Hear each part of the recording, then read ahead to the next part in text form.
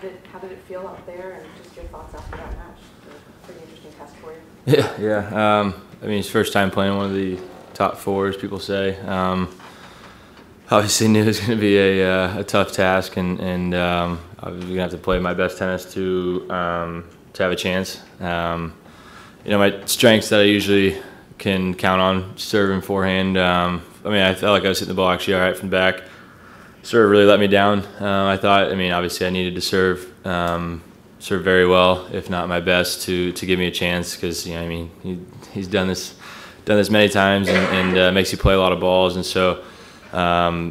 That's probably what I'm most frustrated with, is something I can control like that, my serve, and it didn't feel right today. But I mean, all credit to him. He played a good match, and I'll learn a lot from it and move forward.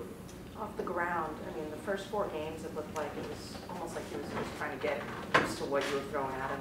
It started to really shift, and he took control of the match after that. So, were you noticing anything off the ground that he kind of changed?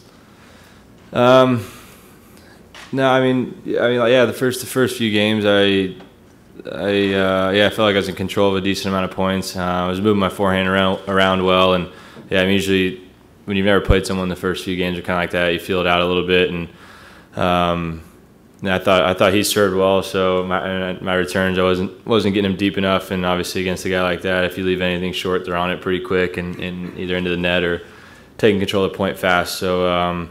That's something I got to work on if I want to compete. With these guys, and give them a test to I got to keep the ball a little bit deeper and manage my serve a little bit better. But overall, he dictated more than I would like. If I would play again, I'd feel more comfortable if I was the one maybe hitting more forehands and controlling more than he is.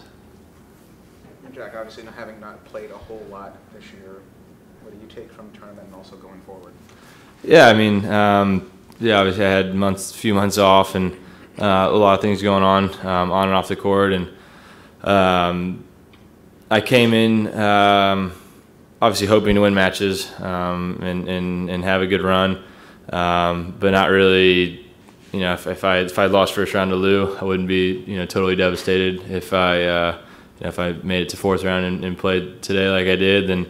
It's just bonus. Like you said, it's first week of the year for me. I'm pleased with it. Obviously, get through three setters against some good opponents, and kind of go up against best player to play our sport. And kind of see where I match up, and definitely take a lot away from this week and move on to Miami and try to keep it going. During the past few days, players have been talking about the conditions and how they change based on day, night. Today was a fairly peculiar day because we had a sandstorm that kind of started spitting, and there was a bit of wind, overcast. How did it feel out there? Yeah, I mean, I don't know if I've seen a cloud since I've been in Palm Springs, and obviously today during the warm up and everything, you saw there's a bunch of clouds and dark clouds, and it even seemed like in the distance it might be raining over by the mountains, but.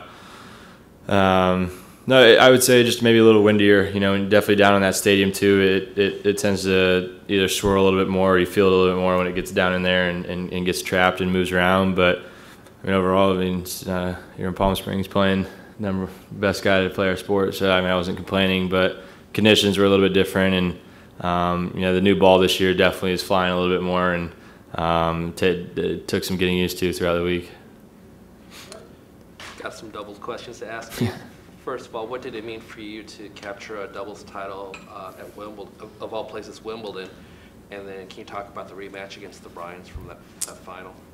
Yeah, I mean, Vashik and I went in with no expectation. We didn't even know we were playing until kind of the week before. We'd planned on playing, and he had been injured a little bit, so he told me it would kind of be a game time decision before our first round whether he would play based on his singles, and he had lost early in singles, so I thought there might be a chance he may not play. But he stuck around, and thankfully he did, and we were able to go on a pretty good run there and play a pretty incredible match with those guys, and it definitely could have gone either way in the final. We were able to get fortunate enough to get a few points our way at the end and get the title.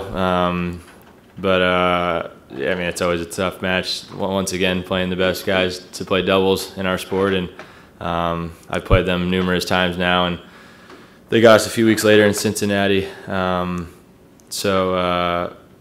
Yeah, I mean, obviously we're gonna have to play very, very well to win. So where's the trophy at? What did you do with your trophy? My trophy is, I don't know if I should say it out loud. Somebody might steal it. Should I say that? It is somewhere in the Midwest region of the United States. You mentioned you're going to take a lot away from this week. What specifically can you take away from this tournament?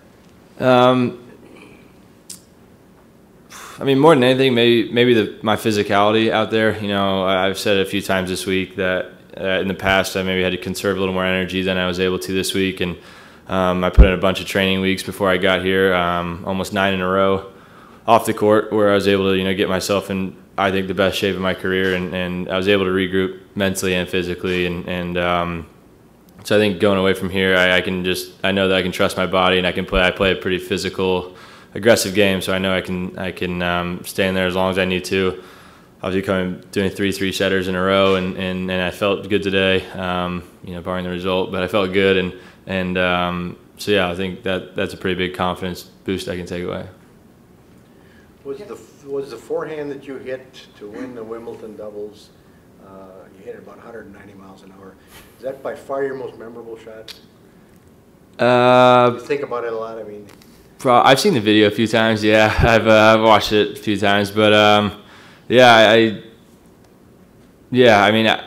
was talking to Vashik about it actually this week when I haven't seen him in a while, and we were talking about it a little bit.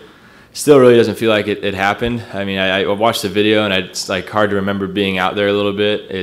You watch it and you're kind of like, wow, we were really out there playing, and but yeah, I mean, I told myself on that point, if Mike, they had been serving great on our match points. I think they aced us in all 3 or 4 we had before that, and so I told myself if Mike was going to miss a first serve on that one, I was going to run around and obviously hit my go-to shot, and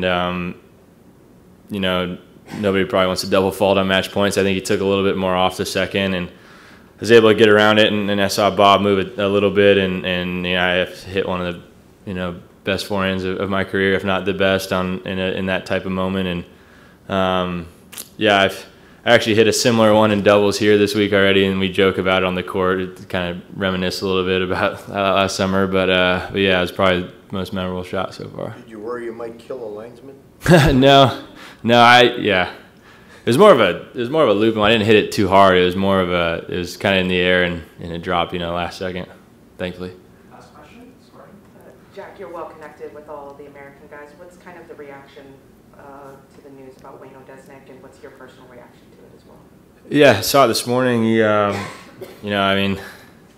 Unfortunate for him, but second violation, and we have rules in the sport, and if you're not gonna obey him or abide by him, then you gotta pay the consequence. It's sad, of course. He's an American, and but it kind of is what it is. And if you're gonna do it not only once but twice, then you kind of gotta pay the price.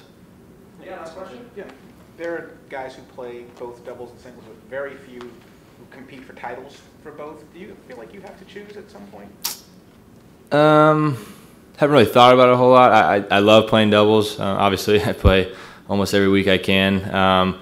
There are tournaments throughout the year in my schedule where I know I'm not going to play doubles. Maybe the week before a slam, I know I'm not going to play doubles. But, while I'm young and healthy, I think a lot of guys would say as well, if you're younger and you're feeling good and you have the energy, why not? It's kind of ideal, if you play a singles match and you're able to win, the next day off, like I've had here a couple times, able to play a doubles match, and instead of having to go out and do a practice and drill some, you get to go out and play doubles and actually get in a match atmosphere, and I think it really helps, and I think a lot of guys would agree, but yeah, as long as I feel good and healthy and stuff, I'll keep playing doubles for sure.